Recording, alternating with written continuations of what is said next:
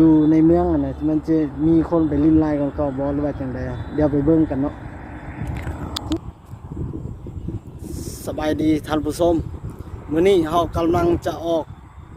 ไปเนาะตอนนี้เฮาจะไป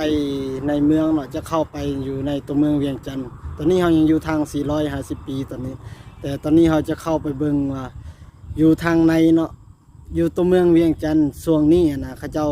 บ่มีไผออกไปบ่หรือยังมีรถลายยังมีคนออกไปเที่ยวลายก่อนเก่าบ่หรือว่าบ่มีคนไปเที่ยวเลย ตอนนี้เราจะไปเบิ่งกันเนาะว่ามีคนไปเที่ยวบ่หรือมีคนไปเลาะลิ้นบ่อย่างนี้ช่วงที่มีพยาธิโควิดเนี่ย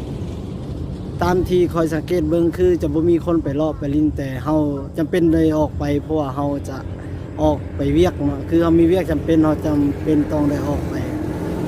แต่ก่อนเฮาจะไปเฮาต้องมี1คือตัวนี้เนาะเฮาต้องเซฟตัวเองไว้เฮาต้องเซฟตัวเองไว้เนาะเอาใส่ตัวนี้แล้วก็ต้องมีหมวกกันน็อกนุ่งเสื้อใหญ่เนาะนุ่งเสื้อยาวทุกครั้งที่เฮาจะไปแม่นเฮาต้องใส่ตัวนี้เนาะเฮาต้องป้องกันตัวเองไว้เซฟตัวเองไว้กันดีกว่าแก้พี่น้องตอนนี้เฮาต้องเซฟตัวเองไว้ก่อนเนาะก่อนที่เฮาจะเดินทางเราต้องใส่แบบนี้เดี๋ยวเฮาไปเบิ่งกันว่าตอนนี้เฮาจะเข้าไปเบิ่งอยู่ในเมืองน่ะมันจะมีคนไปลิ้นไล่กันก็บ่หรือว่าจังใดเดี๋ยวไปเบิ่งกันเนาะ